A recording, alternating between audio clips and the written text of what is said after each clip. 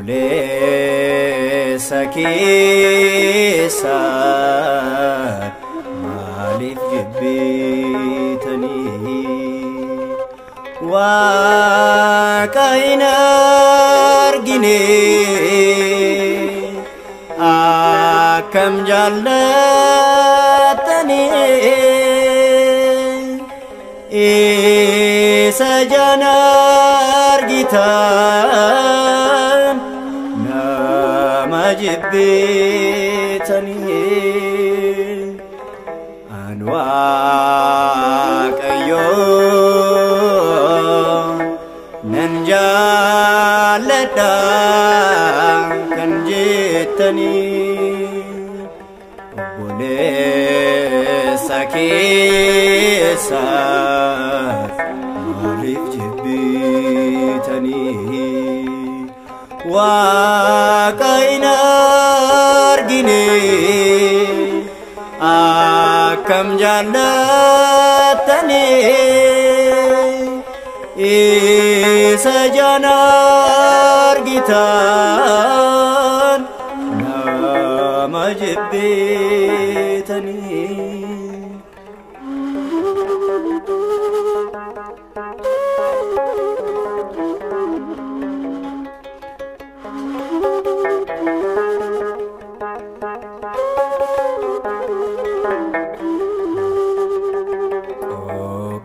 kalmaan namaafi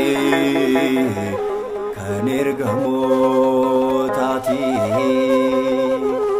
dubbachuu dandeenyos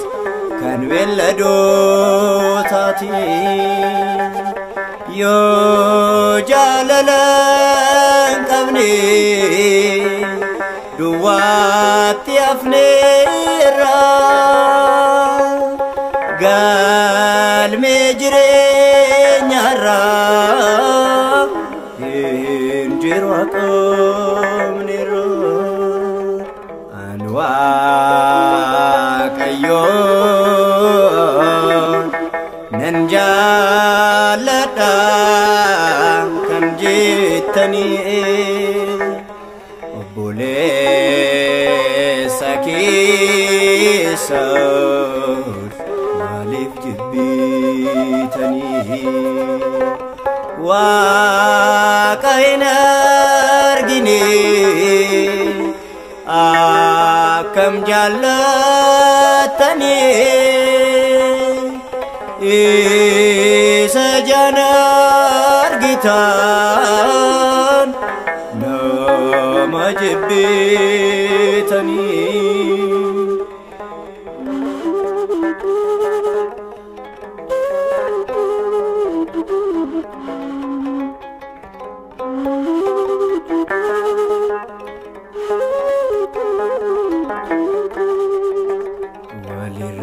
walirratti ka'oo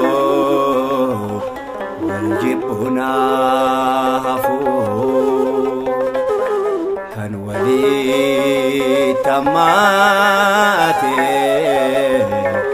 gara walyaalaafuu kan Waaqa jaallatu kanaan madaalama namarratti laalu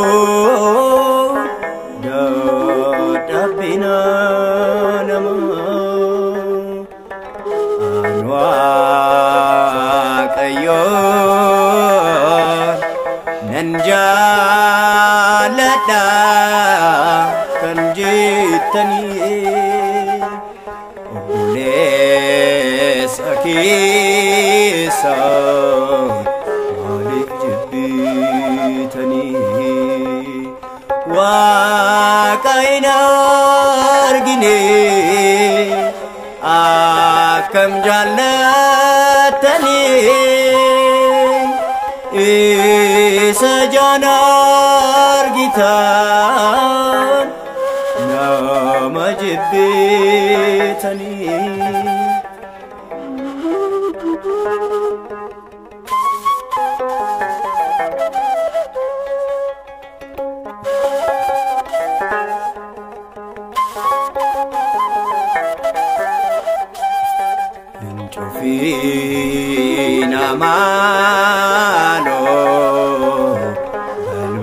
keessanii gooftaan abboomoo qabeenya keessanii kan beela'ee filadhaa dheebota sobaasa gooftaan sineen gatu guyyaa dhufaatiso an Waaqayyoo nan jaalladha kan jettanii buleessa keessa maaliif jibbitanii Waaqa hin argine akkam jaallattanii isa ijaan argitan nama jibbitanii